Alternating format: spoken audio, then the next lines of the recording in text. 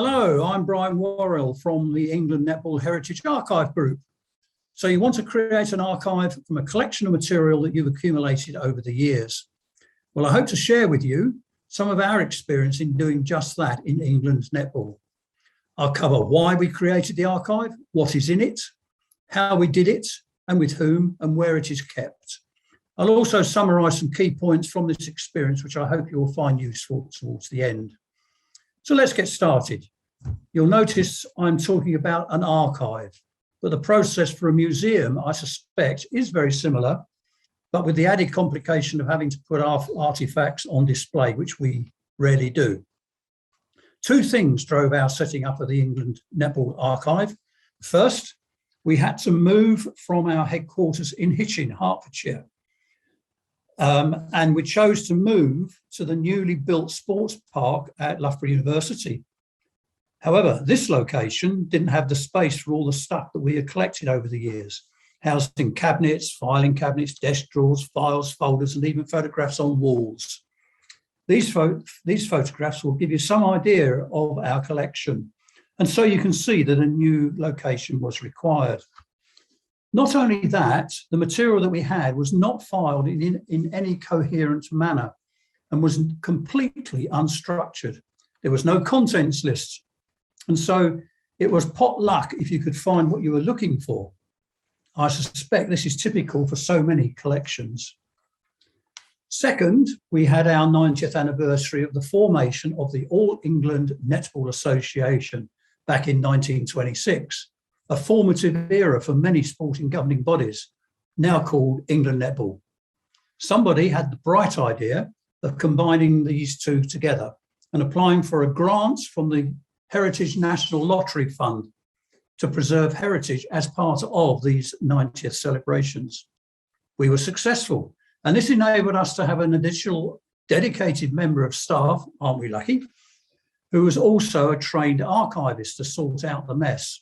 As well as we created a dedicated history website with a company called Community Websites, www.ournetballhistory.org.uk, which gives some of our collection the public space and links into the catalogue, but more of this later.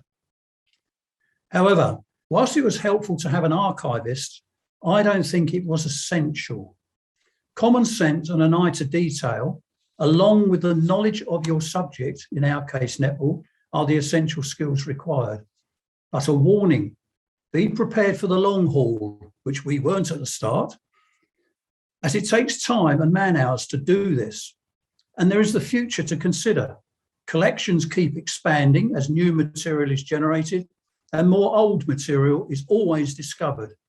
An example of this is a personal collection which will be donated to the archive, and we have had several. We also created the England Netball Heritage Archive Group.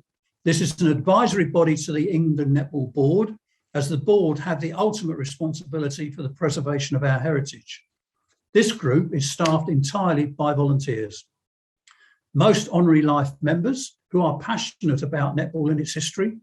They also have generated a strategy, and the key point here is that the strategy is embedded within the overall England netball strategy and provides a significant resource for England netball activities.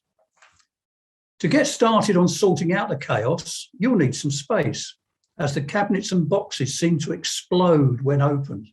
We took over the large meeting room in Hitchin, along with all its tables. We started putting stuff into stacks of obvious themes, which become categories. There's a whole range of examples here: AGM reports, handbooks, training manuals, committee reports, rules books, personal collections, competitions, press cuttings, magazines, oral histories, old films and VHS tapes, memorabilia, and so on. It may be necessary in some cases to ask whether you have permission to use and or store this material. For example, personal collections. We cover that by having an agreement for the donation of that personal collection. Now, many of these stacks of stuff split down then into subcategories, and this informs the structure of the categories and then onto the catalogue, which becomes the public access point for the collection. It usually uses one of the international standards that archivists use, which makes it accessible across the world. But this subject I'm not going to cover here because I'm not really an expert. I leave that to the archivists at Heritage Key. You'll be in good shape if you just can create a spreadsheet of catalogue. And I have here an example of a typical spreadsheet that is based on an England netball county, which may give you some idea of what I am talking about. But it is a very simple example, and you will see the expansion that is possible using it. One thing to remember is the key information that you need to collect.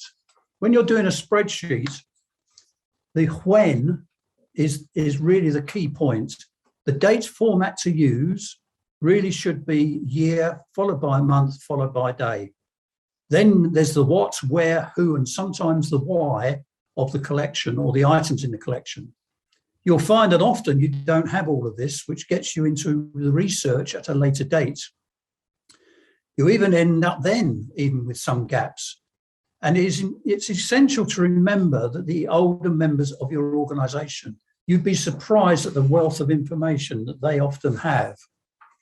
And of course, while you're doing all this, a significant amount of the material is put into the dustbin as it's irrelevant to the preservation of history. Just ask yourself this question: will this be relevant in 50 years' time to explain our history, where we came from and why we're here today? Now, in parallel to sorting out this collection, the next practical issue is where to house it once you've got it organised. For us, the original location was the Hitchin Museum. But when we moved to Loughborough, all that fell through. So the search was on for another location quickly. It is essential that the collection that you have spent so much time organising will be preserved and maintained and accessed and can be expanded. By luck or chance, one of the options that came up for us was Heritage Key at the University of Huddersfield. They had just established a purpose-built modern archive facility for the university archives. They have an impressive exhibit there about the Holocaust, as well as, interestingly, it is the home of the Rugby League archive, because Huddersfield was the home of Rugby League.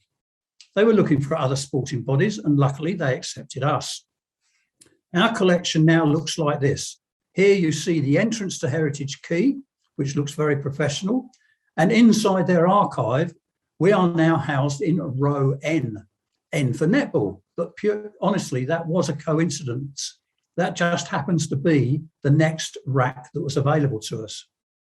Had they not accepted us, there was a possibility of a couple of other homes for the collection. And we even had somebody's house lined up. But none were as ideal as Heritage Key with its professional archivists.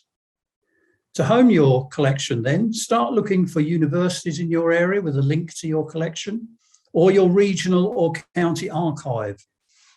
It is not a simple time, so spend some time on it. Sporting Heritage can certainly provide you some guidance on this.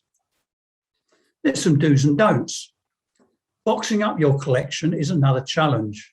Professional archives expect you to use archive-type boxes and materials, and definitely not ink, sellotape, steel, paper clips, etc. However, we started out quite simply by using commercially available boxes and plastic wallets from reputable stationers. This seemed to be okay, and then we forked out, when we got some funds available, we forked out for some proper archive boxes and wallets. Use brass clips if they are needed. Please, I mean, it's useful if you don't use clips at all, but if you have to use them, use brass paper clips. And please do use 2B or 4B pencils to label things, certainly not biros. Don't use elastic bands as these deteriorate very quickly. Use material tapes to bind stuff together. Do not store in a garage or loft. These are damp and have a huge temperature range over the year.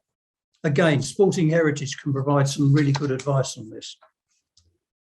However, it doesn't stop with an organised and catalogued collection.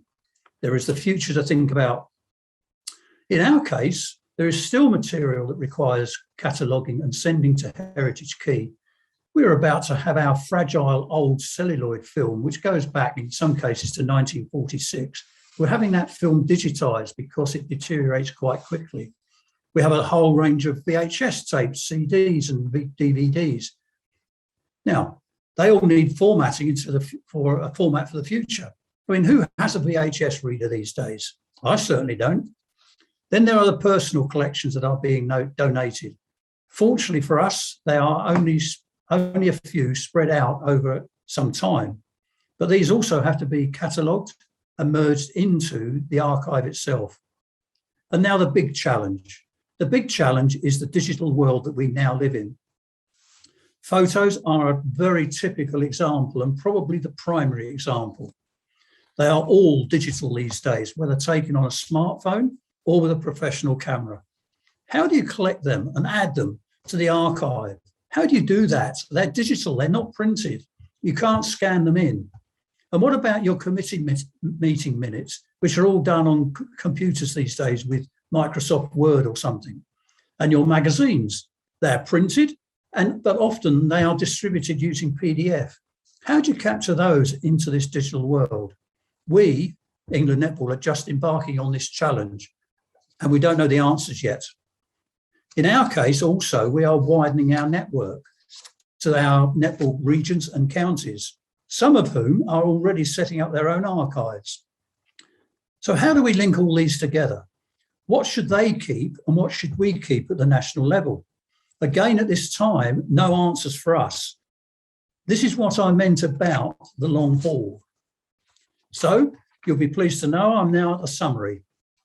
Find at least one or more passionate volunteers to help you. Think about creating a group like we did. Focus just on your organisation. If you're a national organisation, be very wary about the demands from counties and regions and other organisations to be included in your archive. Find out who currently holds the material and where is it?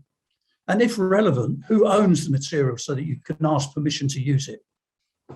Find a space to sort into subject piles, create a spreadsheet of these subjects and split into subcategories as relevant. Explore the possibility of some funding, as we did. Think about where the sorted archive will be stored and administered. It's absolutely vital that all your time and effort is in a maintained and preserved archive. Follow the do's and don'ts, and I've only covered a few in the previous paragraph. Think about how to capture contemporary history, particularly the digital material.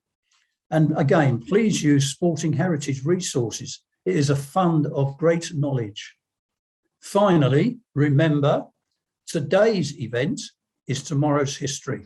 Thank you very much for listening.